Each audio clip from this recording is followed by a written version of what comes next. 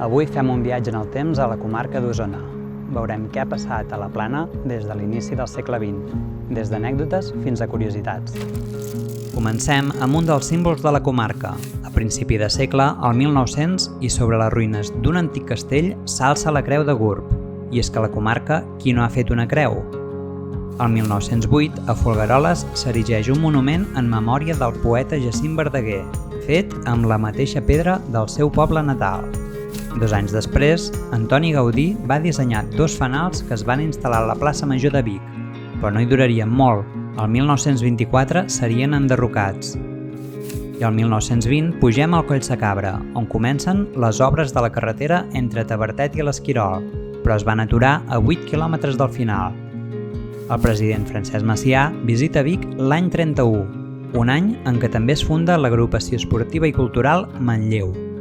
El 1933 s'inaugura un dels parcs més emblemàtics de la comarca, el Parc de les 7 Fonts, a Sant Julià.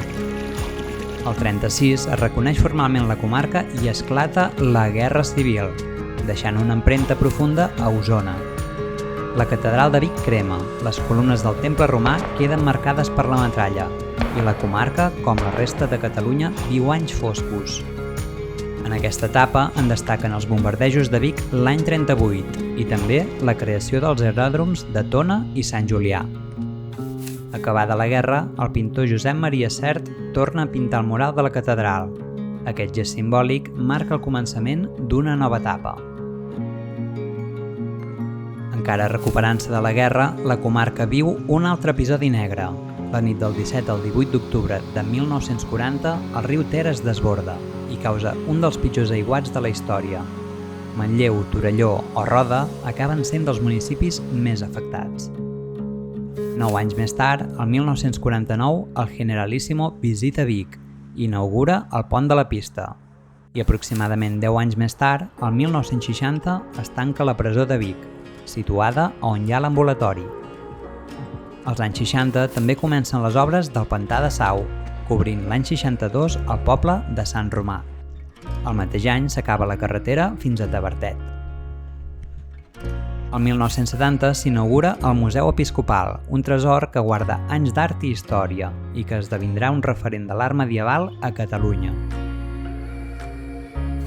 Al 77, i seguint amb la història, s'inicien les excavacions sistemàtiques de l'Esquerda de Roda, per conèixer millor els orígens de la comarca.